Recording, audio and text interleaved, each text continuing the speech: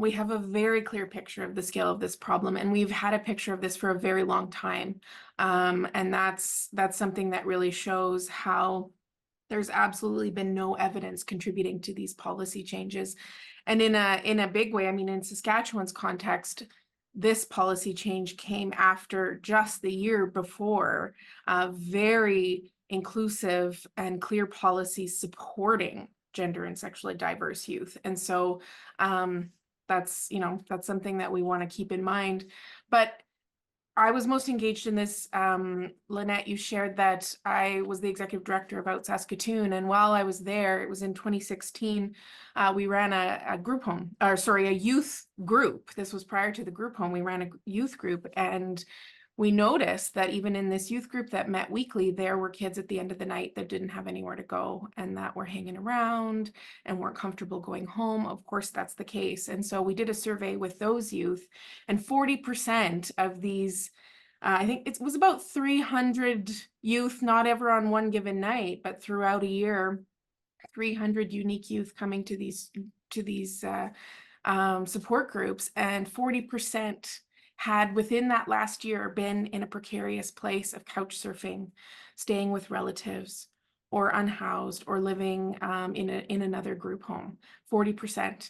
And so this figure, of course, is frighteningly high, but it matches many other studies that have shown that 25 to 40% of all youth who are unhoused or homeless identifies to as LGBTQ.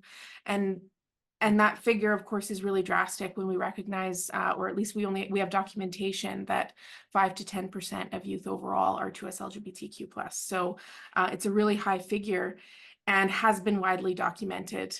And they're only going up. We don't have data from 2024, but we can anticipate that these figures are going to go up as forced outings, hijacked timelines, increasing surveillance. All of this is going to put increasing pressures on youth.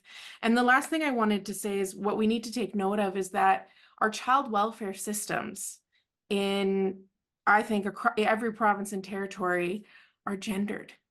Homes are boy, girl.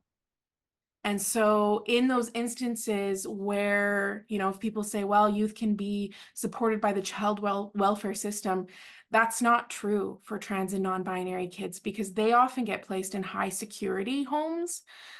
And so there's an isolation, there's high exclusion. And so this continued reliance on binary gender within the child welfare system also puts them at increased risk.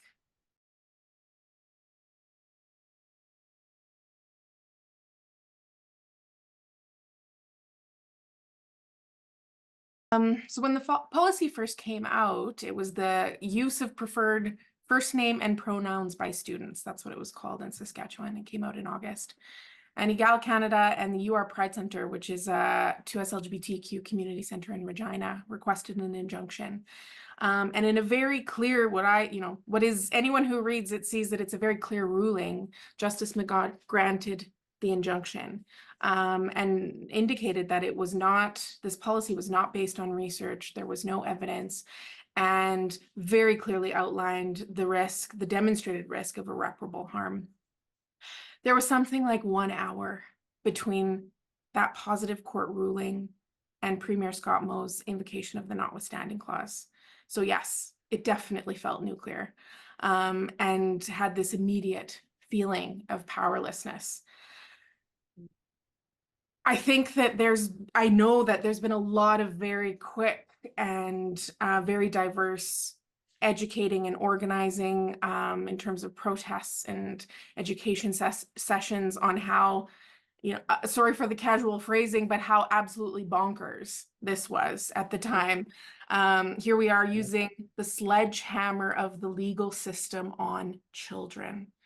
And so the parts of the Sask Party playbook that are really valuable to remember is that it was so clearly planned out. So this is something I'm thinking about a lot in relation to what's happening in Alberta.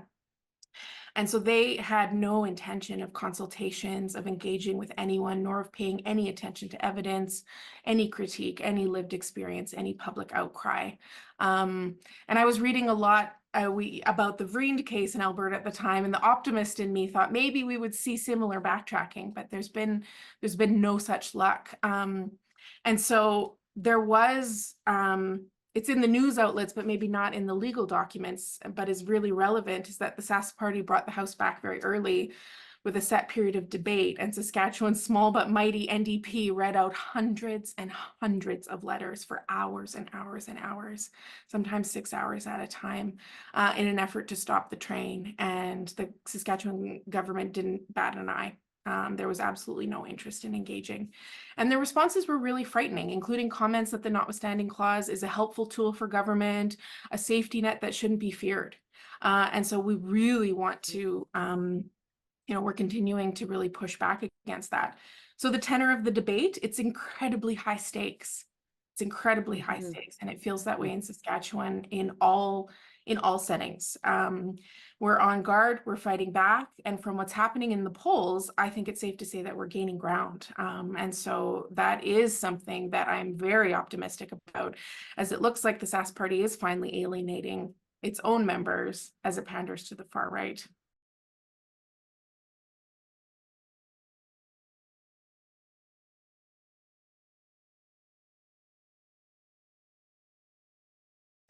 I really want to underline the fact that we've seen a huge shift in the polls in Saskatchewan. So never before, well, not never before, but not for a very long time has this occurred, that the Sask Party has dropped exponentially, and absolutely that is connected to this. And so we need to amplify that.